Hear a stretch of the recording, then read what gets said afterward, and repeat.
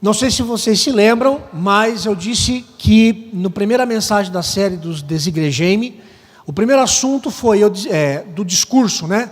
Das pessoas que se auto-intitulam desigrejados. Eu me desigrejei porque eu não acredito na instituição. Esse foi o primeiro ponto da nossa conversa. E hoje nós vamos conversar um pouquinho sobre a segunda tese daqueles que se dizem desigrejados. Quando eles dizem assim: eu desigrejei porque lá na igreja só tem hipócrita. Já ouviu isso, alguma coisa? Eu desigrejei porque lá na igreja só tem hipócrita, não vou mais lá. Então, a gente vai trabalhar um pouquinho esse assunto tão complicado, e eu espero que Deus tenha graça e nos abençoe nesse sentido. Quero convidar você então a abrir sua Bíblia em Gálatas capítulo 2.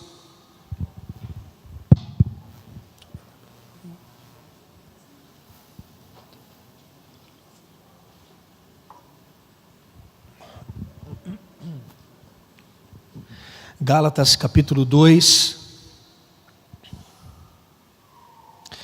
a gente vai ler do 11 até o 14.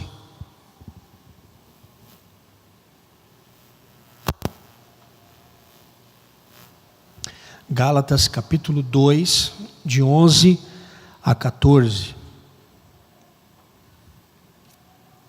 Vamos orar? Senhor, fala conosco. Que ao lermos esse texto, o Senhor fale profundamente ao nosso coração, ilumine a nossa mente para a gente poder entender o que a Tua palavra tem para nós nessa noite. Abençoe-nos, fala com a gente, em nome de Jesus eu oro, amém. Diz assim o texto: quando porém Cefas veio a Antioquia, resisti-lhe face a face, porque se tornara repreensível. Com efeito, antes de chegarem alguns da parte de Tiago, comia com gentios. Quando, porém, chegaram, afastou-se e, por fim, veio a apartar-se, temendo os da circuncisão. E também os demais judeus dissimularam com ele, a ponto de o próprio Barnabé ter se deixado levar pela dissimulação deles. Quando, porém, vi que não procediam corretamente segundo a verdade do Evangelho, disse a Cefas, na presença de todos: se, sendo tu judeu, vives como gentil e não como judeu, por que obrigas os gentios a viverem como judeus? Há quem diga que nós vivemos na geração do marketing do comportamento. Há quem diga que nós vivemos nessa geração do marketing do comportamento. Primeiro que é mais chique dizer que a gente vive na crise do marketing do comportamento do que assumir que de fato a gente vive uma crise de ética. Porque falar que a gente vive uma crise de ética parece que soa mais pesado. Então é mais bonito e é mais leve a gente dizer assim: não, nós vivemos no meio de uma geração do marketing do comportamento.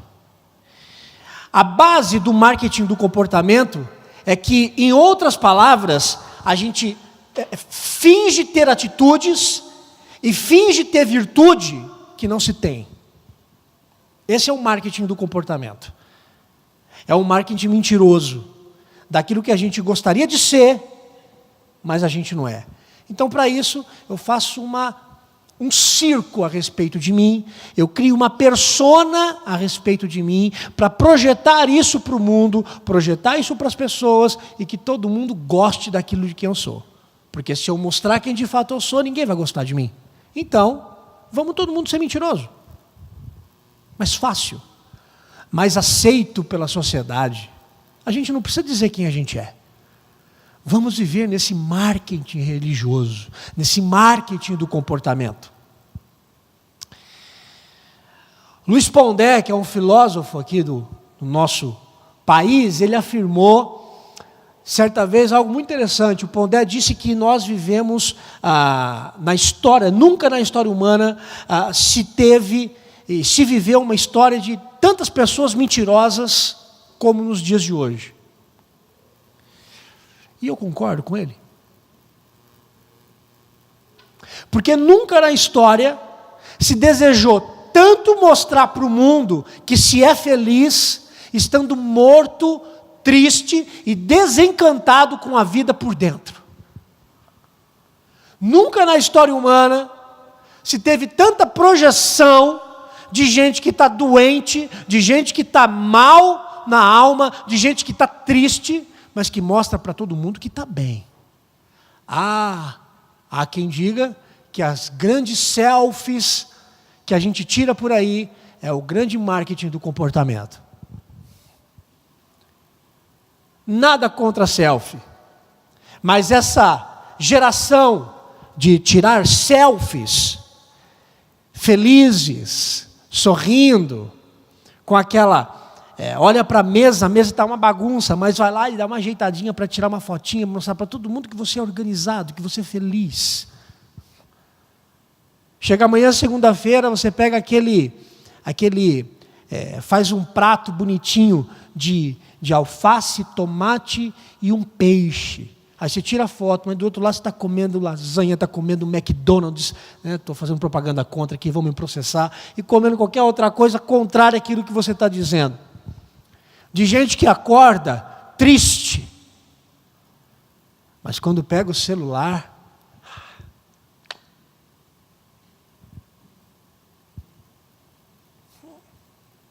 para mostrar para o mundo um aspecto de significado interno. A gente está feliz. A gente tem que mostrar para todo mundo que a gente está feliz. O que é complicado nessa história é que o marketing do comportamento pode atingir a qualquer pessoa. Igrejado e desigrejado.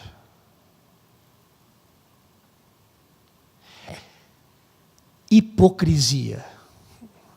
Essa é a palavra brutal do comportamento, brutal do marketing do comportamento. A palavra mais bruta para isso chama-se hipocrisia. E se nós olharmos nas Escrituras, Jesus denunciou os sistemas religiosos mais de 7 vezes em todas as suas mensagens. Ele disse uma certa vez: ai de vós, escribas e fariseus, porque vocês são hipócritas. Jesus se opôs à própria justiça própria daqueles homens que diziam que viviam de um jeito, mas que viviam oposto àquilo que diziam. E nesse sentido, quem quer ser seguidor de Jesus não pode viver como hipócrita. Quem quer seguir com Jesus, a hipocrisia não combina. Mas acontece. Por outro lado,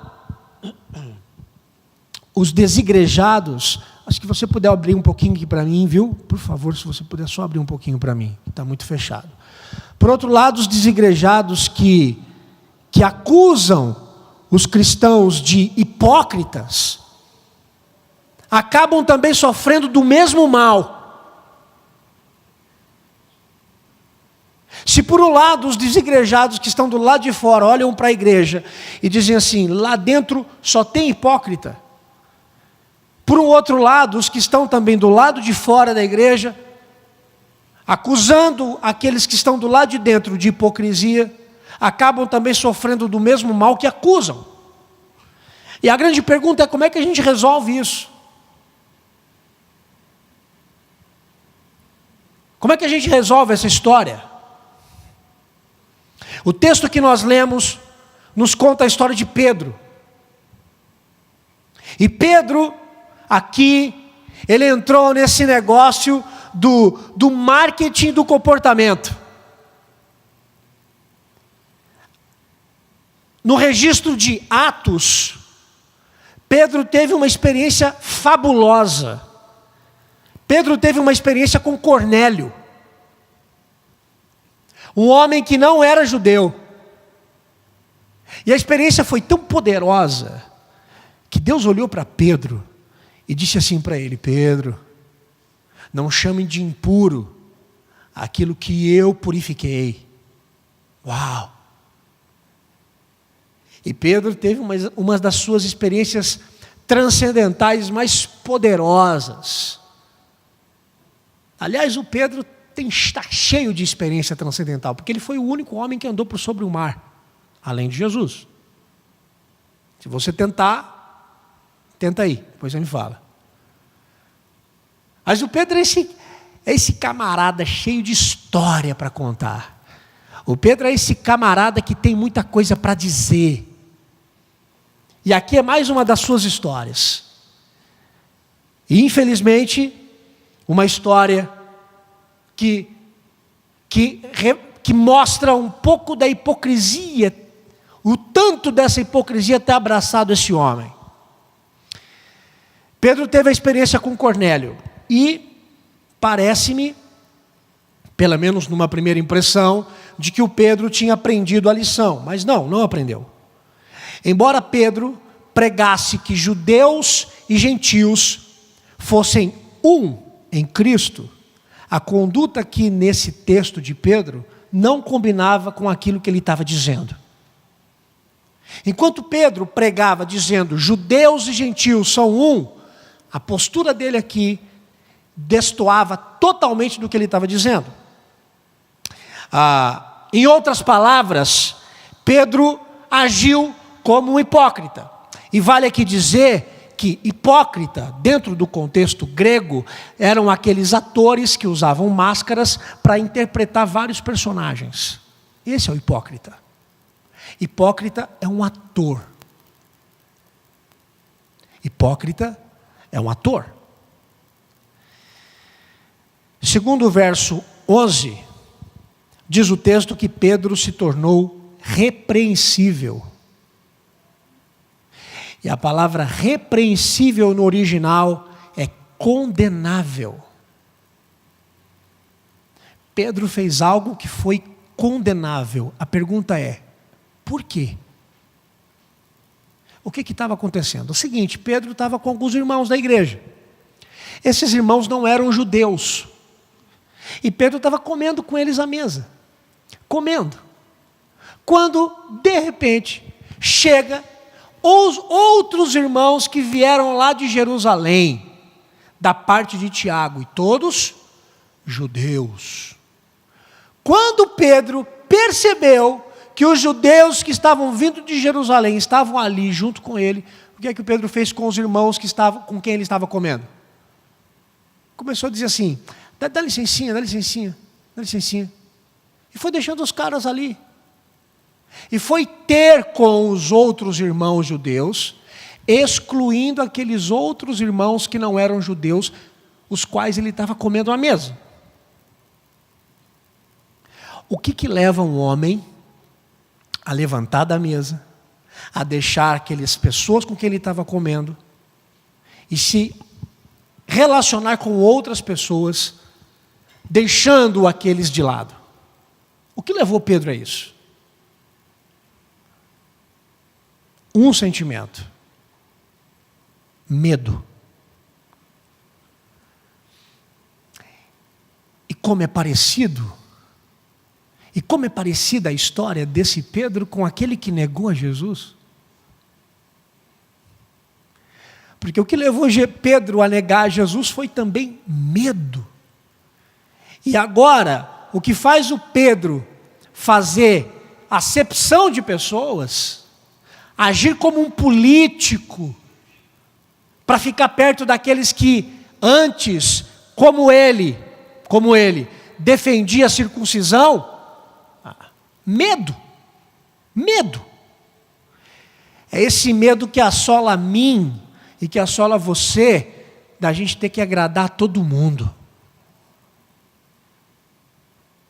Em algum momento da sua vida, você já caiu nisso. nesse sentimento de que a minha imagem precisa resplandecer diante das pessoas, nesse sentimento de que a minha imagem precisa ser preservada a qualquer custo. Então, para a minha imagem ser preservada a qualquer custo, eu me afasto daquela minoria e me ajunto com a maioria, para eu ter maior aceitação.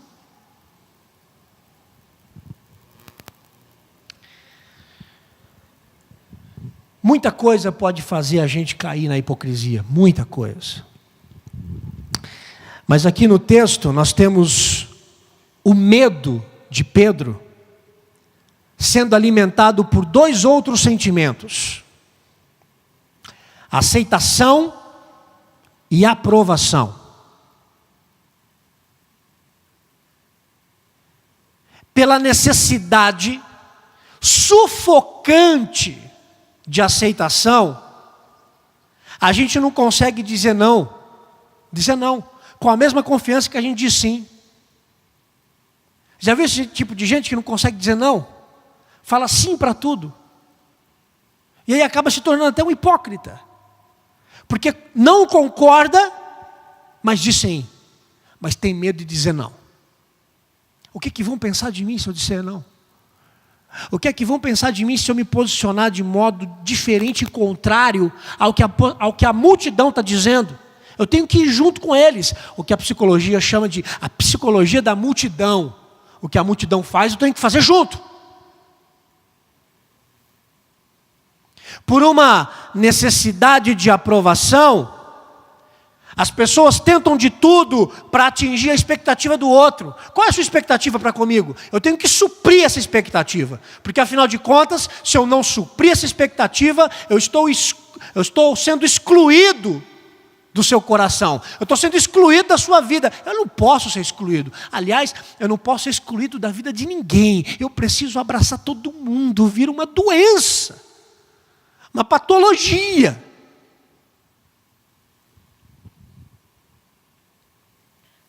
Esse medo absurdo que enjaula a gente de ter que ser aceito por todo mundo, de que todo mundo tem que aprovar a gente. Entenda uma coisa, vai ter gente que vai te aprovar, vai ter gente que vai te reprovar. Simples assim. Quer aprender? Vem para o ministério pastoral, você vai aprender rapidinho esse negócio. Quando eu fui ordenado, e logo no início do meu ministério eu ficava igual um doido. Meu Deus, eu preciso suprir essa ala aqui. Vocês precisam gostar de mim. O que eu tenho que fazer? Mas essa aqui também. Não, mas essa ala gosta de coisa diferente de dessa. Meu Deus, como é que eu faço? À medida que o ministério foi me calejando, eu comecei a perceber o seguinte: você gosta de A? Beleza. Você gosta de B? Beleza. E você, pastor? Eu gosto de C. Legal? Vamos fazer uma musiquinha? A, B, C, a música do Pelé, né? A, B, C. Porque aí eu descobri que não dá mais para ficar agradando o A, para ficar agradando o B. Se eu vou agradar o A, o B vai ficar triste comigo. Se eu vou agradar o B, o A vai ficar triste comigo. Então eu vou viver o C. E quem quiser vir comigo, venha. E se você gosta de A, eu vou respeitar você que gosta de A. Se você gosta do B, eu vou respeitar você que gosta do B. Não dá para agradar todo mundo, mas a gente fica algemado nessa mentira, nessa loucura, nessa insanidade.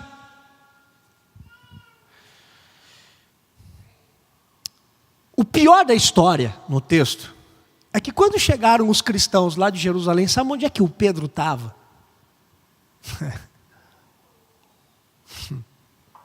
Comendo. Eu não sei você, já tentou disfarçar quando você está comendo?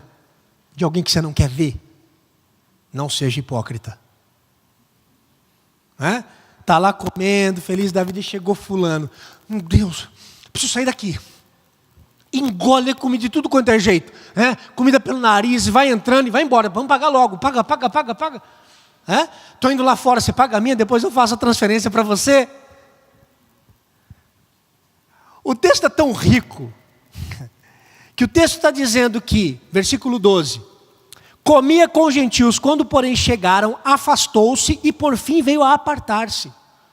O Pedro não levantou do nada e fez assim, tchau, chegaram o pessoal, tchau, estou indo embora. Não, ele foi sutil como a gente sabe fazer. Primeiro ele começou a se afastar. O povo falando com ele, ele ainda não ouvido. Ô Pedro, você estava comendo aqui? Ô João, beleza? Até que o texto diz que ele se apartou. Ele não foi mal educado, ele foi sutil. Coisa que a gente sabe muito fazer quando a gente quer ser hipócrita. A gente é sutil. Primeiro a gente vai se afastando, até que a gente se aparta. O problema é que quando os judeus chegaram, Pedro estava comendo. E comer para o judeu não era só saciar-se fisicamente. Não, comer para o judeu era como se você fosse companheiro, era um sinal de companheirismo. Eu como com você porque você é meu companheiro da minha alma. Eu tenho parte com você. Como é que eles comem? Eles comem tudo no mesmo camão. Eu estava lá em Leme e eu estava ouvindo o Osni de novo lá. Né? E ele me dizendo inúmeras histórias, que o pessoal passa a bandeja e vai comendo tudo num camão. Porque eles são companheiros, são íntimos, partilham da vida juntos. Quando Pedro descobriu que esse pessoal de Jerusalém estava ali, ele falou assim, eu não posso mais colocar a mão junto com eles aqui. Eu tenho que sair daqui. Vai pegar mal para mim. Por quê? Porque antigamente o Pedro era favorável à circuncisão. Só que os gentios começaram a se converter. Como é que nós vamos circuncidar agora um homem de 50 anos? Aí o Paulo começou a trazer o problema. Gente, vocês têm certeza que é isso mesmo? Não é isso, gente. Tem que circuncidar o coração, não tem nada a ver com a pele, é com o coração. E aí o Pedro teve a experiência com Cornélio. E depois que ele teve a experiência com Cornélio, parece que ele aprendeu, mas não direito. Porque aqui quando chegou o povo da circuncisão, ele estava comendo com quem era incircunciso. Então foi pronto, o povo da circuncisão chegou, esse povo é poderoso na política eclesiástica. Dá licencinha, vocês são os minoria aqui, vou conversar com o pessoal aqui de terno e gravata. Graça e paz. Quem que é aquele povo lá, Pedro? Conhece? Não conheço não. Graça e paz, aleluia. Estava comendo com eles ali, Pedro? Com quem, irmão? Conheço aqueles irmãozinhos ali? Não, deve ser da Assembleia, graça e paz.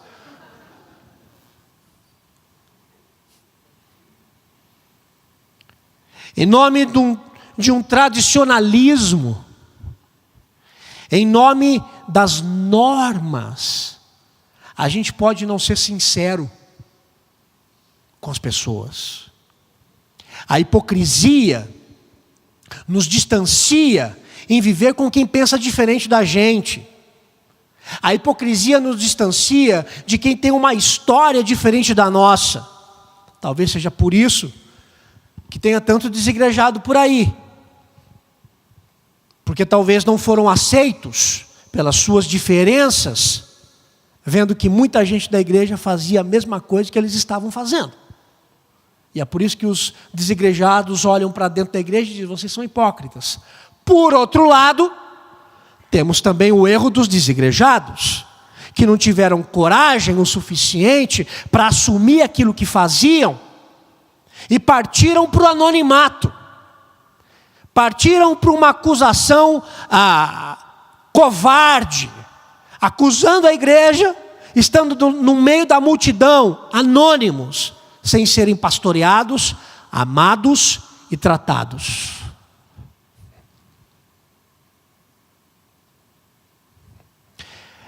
Quem vive essa hipocrisia, vive a partir dessa projeção.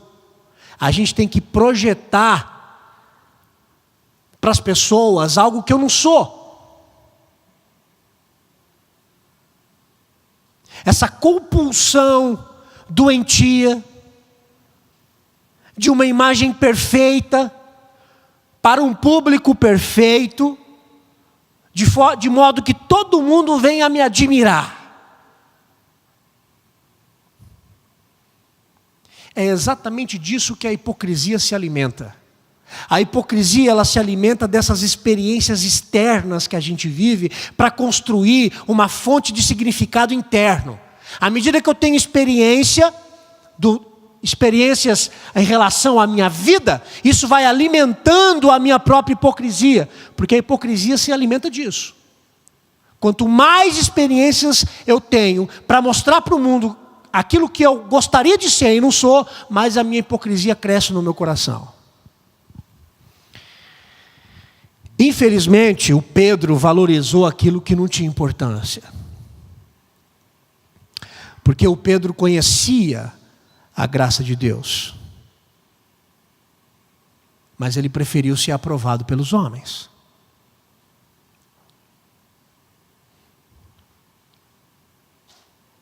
E quantas vezes a gente faz isso? Quantas e quantas são as vezes em que nós sabemos o que é a graça de Deus, mas a gente enterra ela para ser aprovado pelo povo.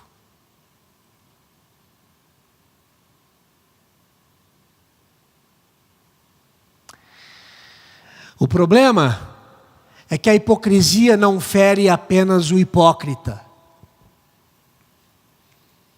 O perigo da hipocrisia, sabe qual é o perigo da hipocrisia? O perigo da hipocrisia é que um hipócrita pode se juntar com outras pessoas e transformar essas outras pessoas em hipócritas como ele. Pastor, você está dizendo então que um hipócrita pode transformar outras naquilo que a gente diz em Maria vai com as outras? Estou dizendo que sim. A maior tragédia da hipocrisia não acontece apenas em um hipócrita. A maior tragédia da hipocrisia acontece quando um hipócrita encontra um outro grupo de hipócrita e torna todo mundo hipócrita como ele. Aí vira um problema. O que acontece no texto? Pedro agiu como um hipócrita. E sabe o que aconteceu? Versículo 13. Olha o que diz o versículo 13. Os demais judeus fizeram a mesma coisa que o Pedro. Quando Pedro começou a se afastar da mesa, os outros judeus perceberam. Por quê? Porque o Pedro é líder.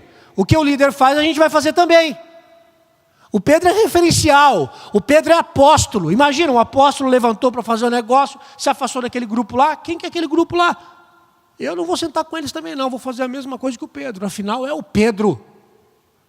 É o nosso líder. Segue o líder. Mais ou menos, né?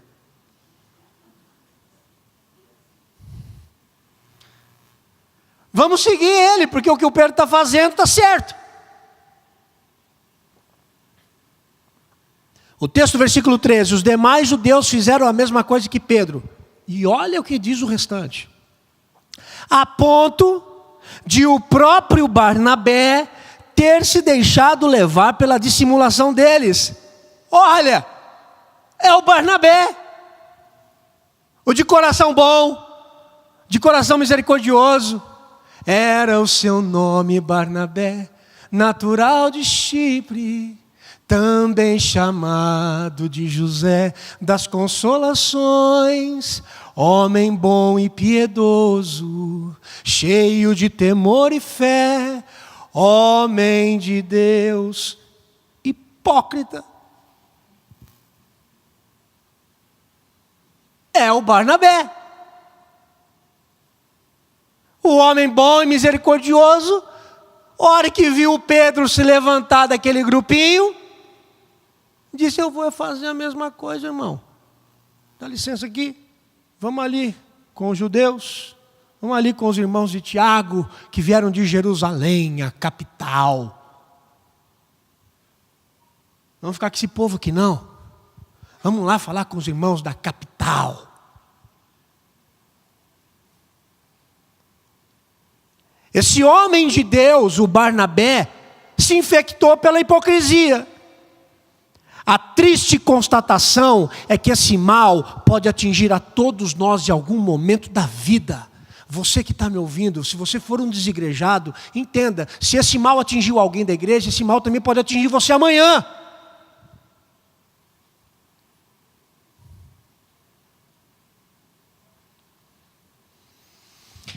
Eu acredito na igreja. Porque se eu não acreditasse, eu não estava aqui. Há muito tempo. Tinha colocado a minha violinha na sacola e tinha ido embora. Mas eu acredito na igreja. E quando eu digo que eu acredito na igreja, não é que eu acredito na IPG. Eu acredito na igreja do Senhor Jesus espalhada pela face da terra.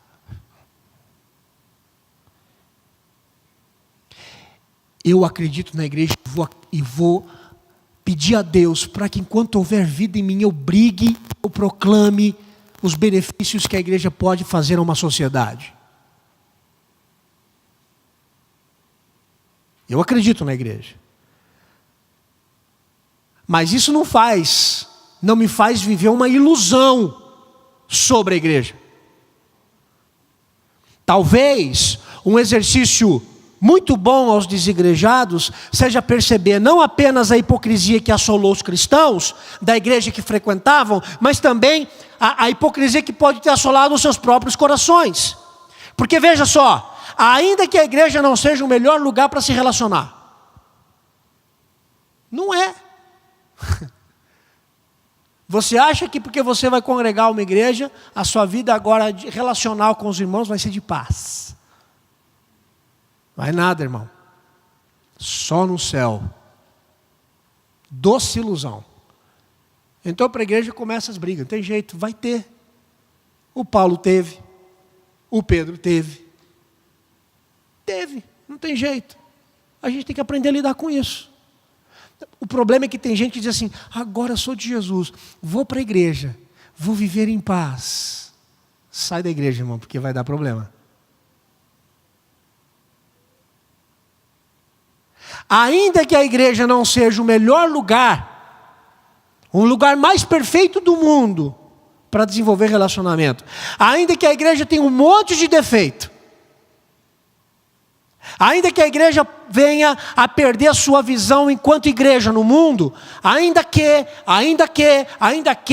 eu vou dizer uma coisa para você, a igreja ainda será o lugar de pessoas imperfeitas, sendo tratadas pelo poder do Espírito Santo e que buscam a vontade de Deus para suas vidas.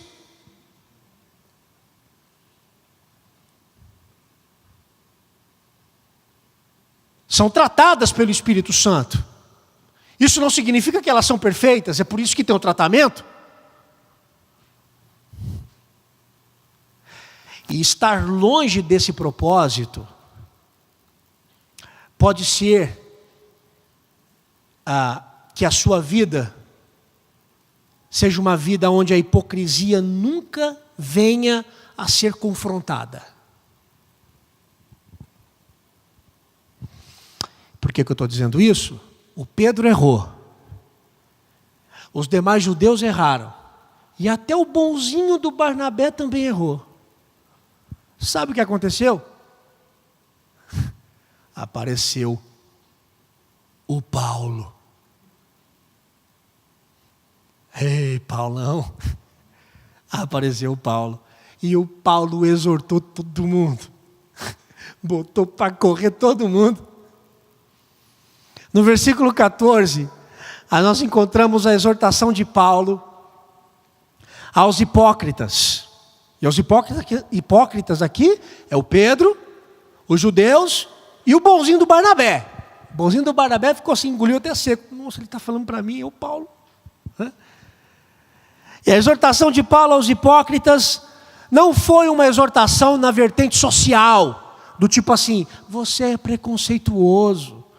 Você está sendo preconceituoso porque você está se afastando dos irmãos. O discurso não foi social. Paulo confrontou a postura deles com a seguinte palavra. Olha só o que diz o versículo 14. Quando, porém, vi que não procediam corretamente segundo a verdade do Evangelho.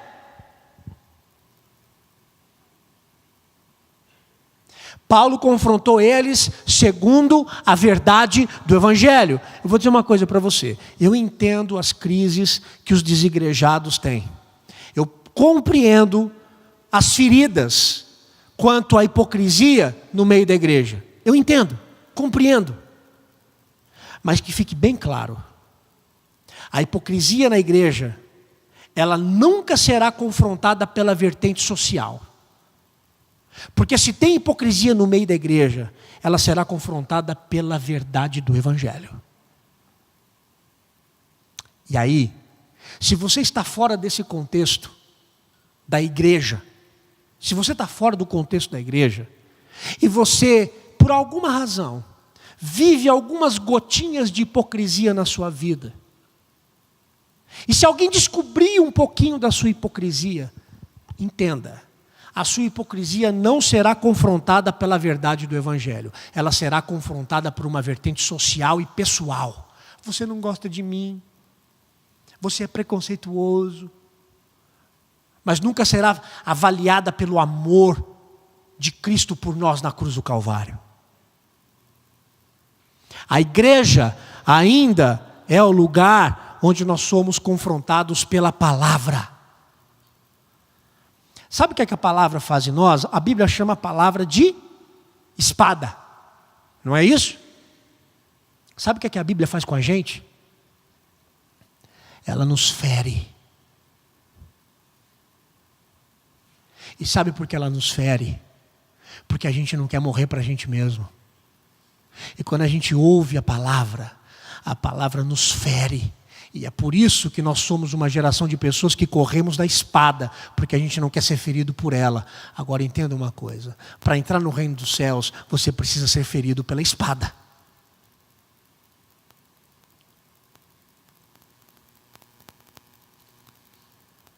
Um dos lemas da reforma protestante, só a Escritura, é só a palavra. Só a palavra. Ela é espada, ela fere.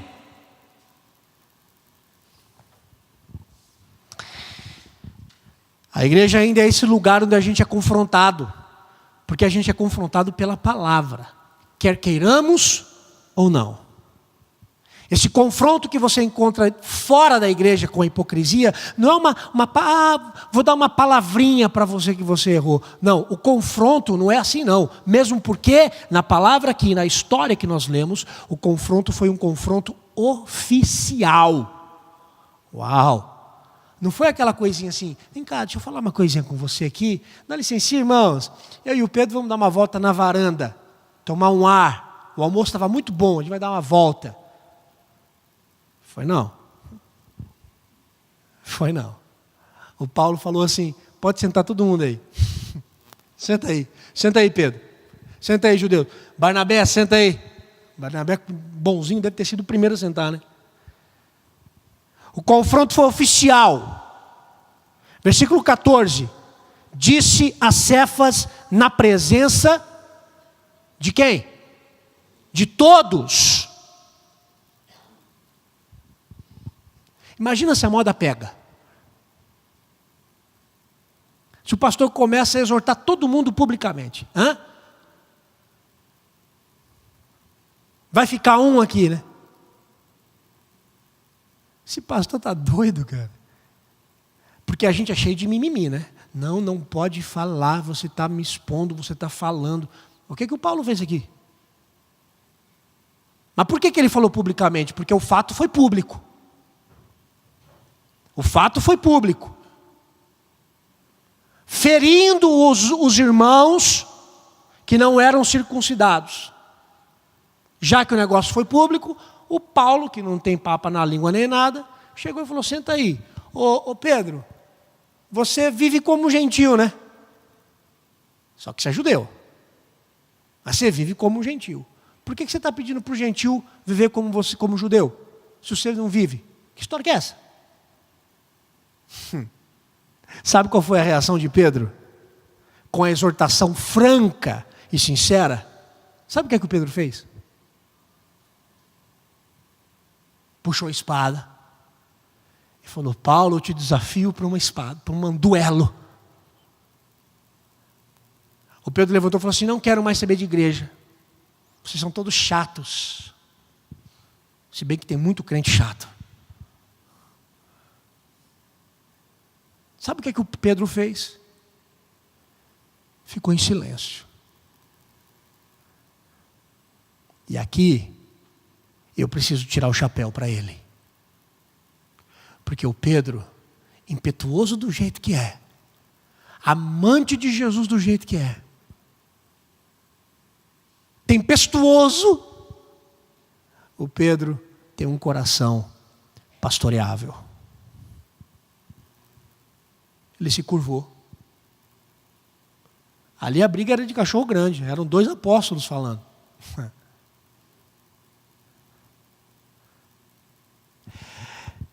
Diferente de muita gente que deixa a igreja quando as suas hipocrisias são confrontadas.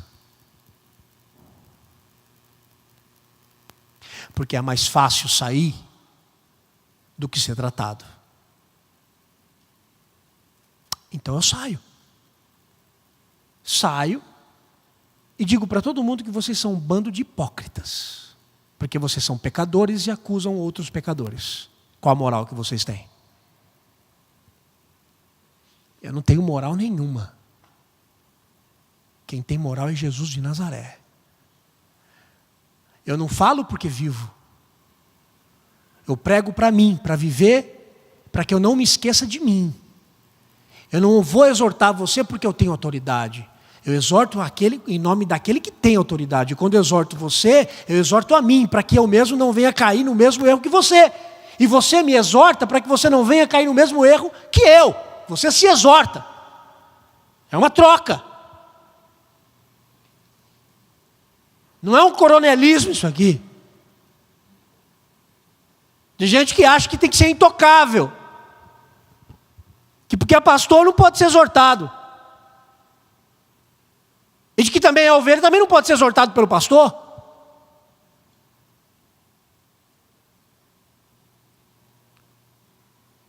Ou por um outro irmão da igreja que seja. O Pedro aceitou. Aceitar a realidade da nossa pecaminosidade significa aceitar quem a gente é de verdade. O Judas não aguentou olhar para a sua sombra. O Pedro conseguiu. O Judas não conseguiu olhar para si mesmo. O Pedro conseguiu. E sabe por que o Pedro conseguiu? Porque no mesmo capítulo 2, lá no versículo 20, em todo o discurso do apóstolo Paulo, ele fala algo maravilhoso. Ele diz assim: logo, já não sou eu quem vive, mas Cristo vive em mim. A vida de Cristo em nós nos ajuda a viver o que a gente sozinho não dá conta de viver. Jesus veio para nos ajudar a viver aquilo que a gente não dá conta de viver. Enquanto que o pecado nos empurra para a hipocrisia, Cristo me conduz para a verdade que liberta. E a minha oração nessa noite é que, primeiro, para você que está na igreja, se por algum momento você se vestiu da hipocrisia, está na hora de você ser confrontado e deixar esse negócio.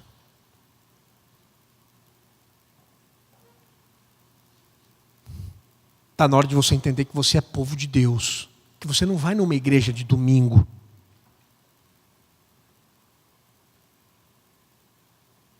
Porque essa também não deixa de ser uma outra hipocrisia. Eu vou à igreja no domingo. Não é? Legal. Eu fico triste por você. Porque você vai a uma igreja no domingo. Eu quero saber com quem você se relaciona. Os dons e talentos que você oferece para o Senhor Jesus para servir a igreja a qual você congrega. Eu quero saber o tanto que você se oferece para colaborar com o desenvolvimento da igreja. Porque o ferro com ferro se afia.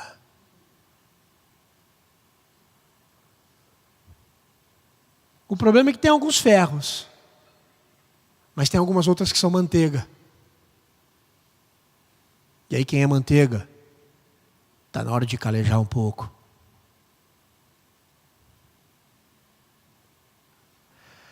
A minha primeira palavra para você que está na igreja é: deixa a hipocrisia. Você não precisa dela para ser aceito por ninguém. Você não precisa se esconder para aquilo que você é. O amor de Deus envolve a sua vida e te faz livre. Para você que está fora da igreja, está na hora de você parar de acusar a igreja de hipócrita e começar a perceber o seu próprio contorno no espelho e perceber que no seu coração também há tanta hipocrisia. E parar de ter medo de ser tratado e tratada. Encontrar um lugar onde você possa ser pastoreado, ser confrontado. E às vezes, quando for confrontado e confrontada, se pela palavra da verdade do Evangelho, se calar.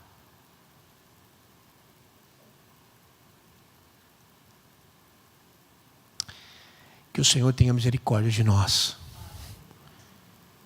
e nos livre desse mal e tire as máscaras de atores, desses personagens que a gente interpreta na igreja, no trabalho, em casa. Que nós tenhamos a plena consciência de quem a gente é, comprados e remidos no sangue do Cordeiro. Vamos ficar em pé e vamos orar.